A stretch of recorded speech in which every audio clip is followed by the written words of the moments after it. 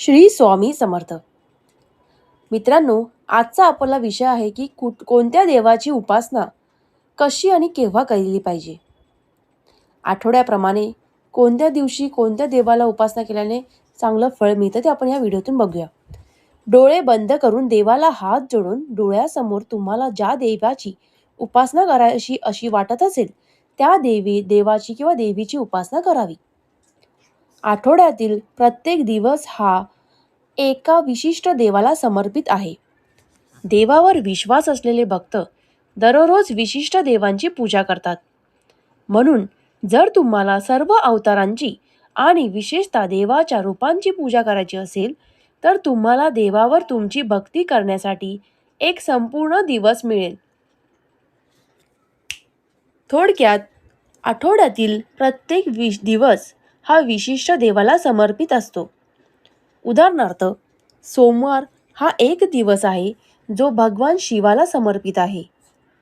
मंगळवार हा हनुमानचा पूजा करण्याचा दिवस आहे. बुधवार हा गणेशाची पूजा करण्याचा दिवस आहे. सोमवार म्हणजे कोण? भगवान शिव. विशेषतः सोमवारी शिव मंदिरामध्ये तुम्हाला प्रचंड अशी गर्दी दिसेल, कारण हा दिवस नीलकंठाची पूजा करण्याचा दिवस आहे. भगवान शंकराला दूध, तांदूळ आणि साखर अर्पण करा. मंगळवार हा भगवान हनुमानचा दिवस आहे. मंगळवारी माकड देवाची पूजा केली जाते.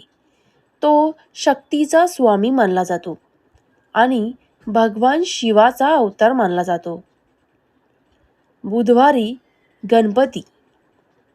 बुधवार हा गणपतीचा दिवस आहे, म्हणजे तो सर्व अडथळे दूर करणारा आहे आणि त्याची पूजा करण्यासाठी बुधवार हा सर्वोत्तम दिवस आहे. गुरुवार हा दिवस भगवान विष्णू यांचा दिवस आहे. म्हणून गुरुवारी भगवान विष्णूची पूजा केली जाते. विष्णूंची पत्नी देवी लक्ष्मीची पूजा करण्याचाही हा दिवस मानला जातो.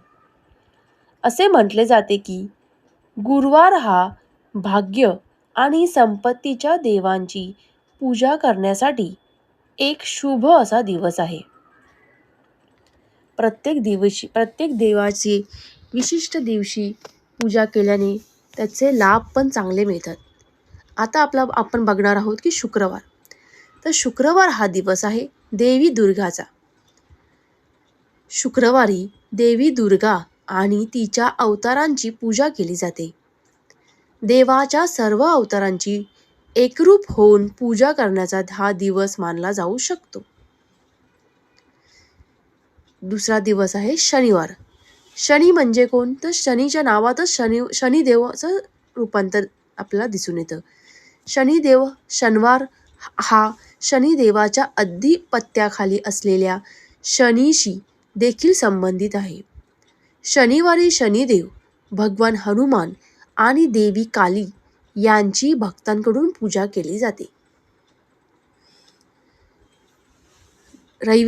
रविवार हा सूर्याचा दिवस आहे, म्हणजे सूर्यदेव.